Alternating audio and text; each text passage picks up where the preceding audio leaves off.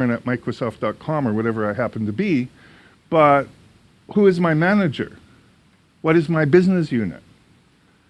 Is the cloud going to have to reach down inside my enterprise in order to figure that out? What happens in terms of setting up all of those combinations? Or, typically what happens instead is, if you go and you look at things like Salesforce.com and so on, a lot of it is you have to go and manually configure all of that stuff. It's just a lot simpler if, when I arrive at the expense report app, I can arrive there with a couple of claims in my hand, one of which says I'm Kim, one of which says my manager is X, and one of which says my cost center is Y. So when you start looking at what's happening when you cross boundaries, which is what identity is about, the problems of crossing boundaries, really, you can see the conflation in our current system, which we have to start to separate, and claims is the way of doing that. And so to return to this, this idea of the practical powers of claims, then we all have different, we have a bunch of different reasons for moving there. One is the user's reasons, which is you can have fewer identities and use them in more context. You can have more control, and you can actually reduce what you release, because I only have to that Salesforce, to that app that was doing my expense reports, they don't have to know anything about me really other than my manager's name and my cost center. There are architectural reasons for moving towards claims, lowering the cost and being able to get your application developed and deployed in many more environments and so on. And pulling, don't forget, claims can handle not only assertions about who you are, but also claims can be made about what you can do. So claims embrace both authentication in the traditional sense and authorization statements, capabilities, if you wish. That was an interesting comment made earlier about authorization. And finally, there are business reasons that all of this makes sense. Business may not want the cost of vetting the attributes. Why not get them from authorities that actually know what is true?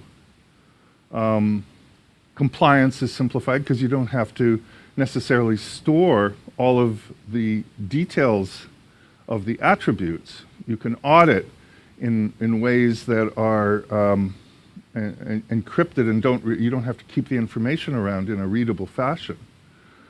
So minimal disclosure can decrease business risk. So I'm going to look a little bit about the architecture. It all started off trying to solve this problem in the enterprise, where you have one enterprise that has an application, and then you want the partner enterprise to be able to participate. Basically, what we've figured out together, and this is as an industry, is that what you want is for the partner to be able to create the claims, and for the, in this case, the relying party is an enterprise application off in a different enterprise, and if it has a claim service there and a claims API in the application, you should now be able to hook anything to anything. So this is the key aspect, and there are three components that you can see there. One is the claims API that can be used by the enterprise. So you have to have the claims API. And it's taken us a long time to get that deployed and out there. But we've really made a lot of progress on that. You have to have the claims service, and the claims service has to fit into the sources of information so that you can make claims. And you have to have some way of connecting them up. We call that an identity selector. Those of us who care about information cards, you can also have more primitive mechanisms. You can say, well, the user's on his own, figure it out, there'll be a drop-down menu. The point is that you have some way of selecting where you're getting your claims from. So we call the claims service the STS. It's a standard thing across vendors. It supports multiple protocols, SAML, WS Trust, and now OpenID is becoming an issue in the consumer space.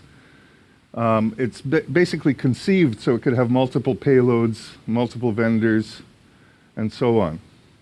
And you'll see many people here. I apologize that when I'm talking about specific things, I'm going to talk about Microsoft's stuff because I've been so heads down that that's just trying to get stuff delivered and out the door, that's what's on my mind.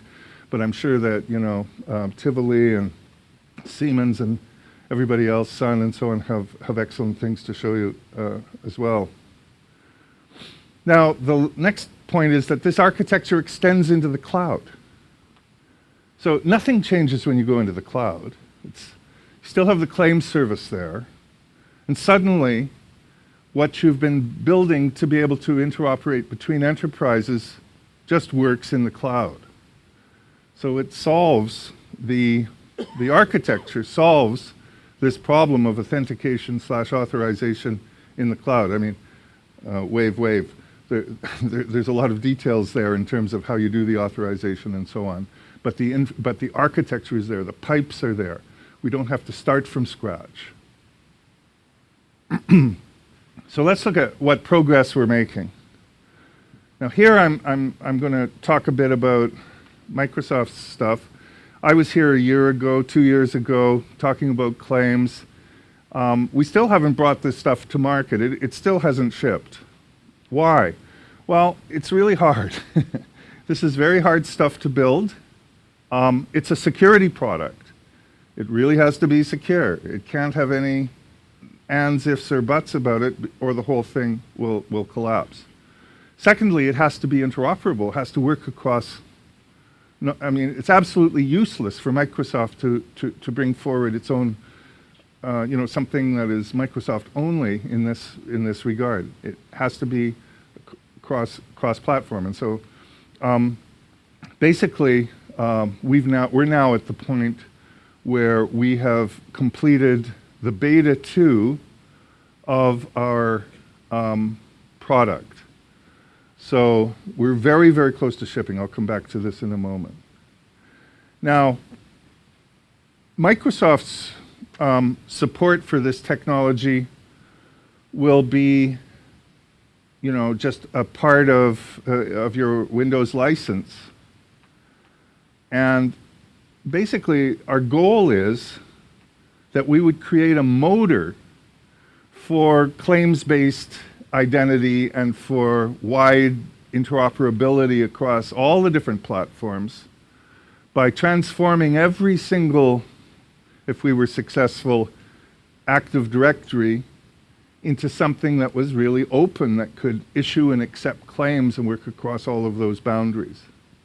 So I'm not going to go into any of these features or any of that stuff. That's something that I hope will be dealt with in other sessions.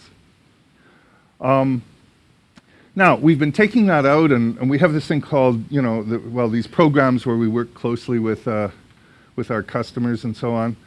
And the good news here is that the customers really get it. They see how it solves their problems. We have tremendously high participation in the TAP, and it's very exciting. We also have people working on some pretty advanced scenarios, besides just the simple ones, like virtual organizations. So we have an example in the aerospace industry where people, hundreds or dozens of different organizations coming together, using the technology, collaborating across in this thing called a virtual org. We see a lot of really interesting multi-domain stuff happening in Europe too. Some of the things going on in Italy are tremendously worthy of attention, where claims are being generated at all the different levels of government, so that you don't have this big centralization going on. And the whole Stork project, which I'm sure many of you are familiar with, largely oriented around information cards, I'm sorry, around physical tokens and things like that, but which, in my view, have an inherent dynamic of moving towards federation and information cards. So, finally, if you look at the cloud providers, there's